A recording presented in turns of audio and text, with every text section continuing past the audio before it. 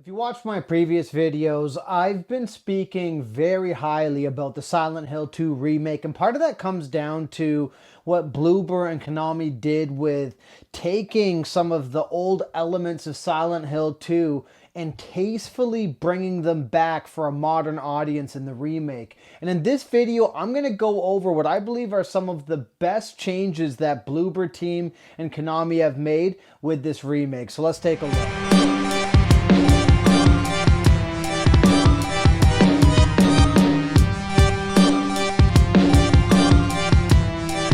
With the Silent Hill 2 remake, I had a lot of skepticism towards a couple of things, especially the combat, some of the character design, and even just the direction that Silent Hill has generally taken. I assumed that this release was going to be more or less the same as a lot of the other failures that we've seen with the franchise in recent times, and I'm very glad to say that I was completely wrong. And one of the places I was most wrong about has to do with the combat.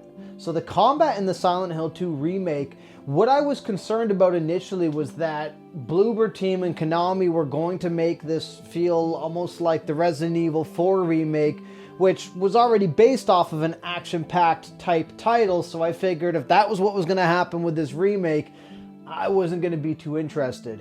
But I'm really happy to say that Bloober team did what I believe is almost impossible, and they modernized the combat and made it feel fluid, but they didn't make it feel overdone. So in other words, they made it feel just mechanical enough that you don't feel like you always have the upper hand, which was one of the concerns that I had, because I felt like it was going to take away from some of the horror that you experienced in the original Silent Hill 2. And while there is more combat focus in the remake, it doesn't feel like you're always this one-man army, and oftentimes you find yourself trying to avoid combat encounters or trying to approach it intelligently so you're not going to get in a position where you're out of ammo or health, which feels incredibly limited. And I really appreciate how Bloober handled this, because playing through the game so far, even when I do have a bunch of ammo, I don't ever feel like I'm overpowered. And I think that that's something that's very hard to accomplish when you're trying to bring a horror game like this to a modern audience. And I think Bloober and Konami found the right balance between making it feel not too over the top, but also making it feel like you had some ability to actually fight back that felt intuitive and it felt fluid enough that feels modern, which I think is fantastic.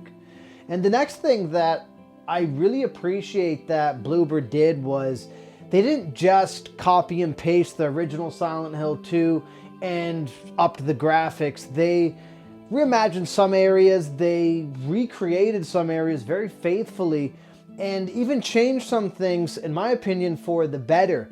And it really made the way the game plays feel very fresh, but also incredibly familiar.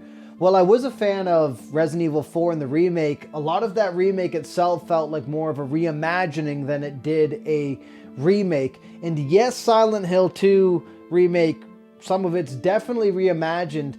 Bloober, though, spent a great deal of time making the title feel like it was still the original game, if that makes sense, but modernized in a good way. And oftentimes playing through this, yes, some of the scenarios or areas are changed a bit, you still feel like it's Silent Hill 2, which to me is something that I was really concerned about. I was worried that this was going to turn into something that just didn't feel like Silent Hill at all.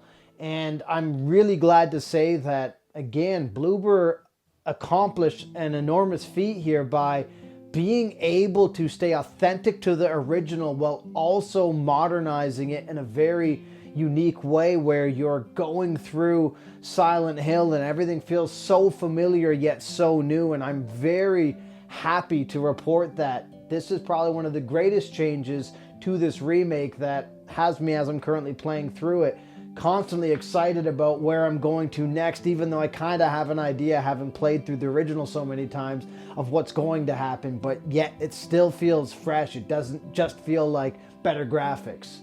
And the last thing, and probably to me one of the things that I believe is kind of underrated about the remake, is Bloober really improved upon the voice acting. And what I mean is, Bloober did a fantastic job of picking the right voice actors for the characters. And one of the things that I liked about Silent Hill 2 was you had almost these awkward dialogue sequences that sometimes didn't feel like they fit, but then they did when you looked at it in the context of the world and everything that was going on in it. And it just really made it feel surreal. Now, Bloober's kind of dialed down on that a bit, but they've still maintained a faithfulness to the original game, but they've also just overall improved the voice actors. What you got there? None of your business. You didn't love Mary anyway. What? Hey, wait! How do you know her name? And the voice actors that they have for this title, they do a fantastic job of conveying certain scenes in a way that I wasn't expecting, and I felt like it added a really strong layer to the story that in some ways you didn't necessarily get from Silent Hill 2. Yes, you got more of that surreal, awkward dialogue. You got less, though, of the overall human element from the voice acting in some cases, and I hope fans of that original title don't beat me up for that. But for me, I've played the original not too long ago, and I'm on to the remake at the moment, and to me, I really think it was a good quality of life improvement with the way Bloober handled the dialogue, the voice acting, and the way that works in telling the probably one of the best video game stories that's ever been out. So this is just a quick overview of what I believe to be some of the best quality of life improvements and changes to the Silent Hill 2 game in the remake. And if you haven't already played it, I'm very excited to say that at this point, if you were a naysayer like myself, you really should give it a chance, because I think there is a lot of fantastic things that Bloober and Konami have done with this title. And as I said in my previous videos on this game, it really does give me a strong glimmer of hope that we'll get more strong Silent Hill titles coming in the near future.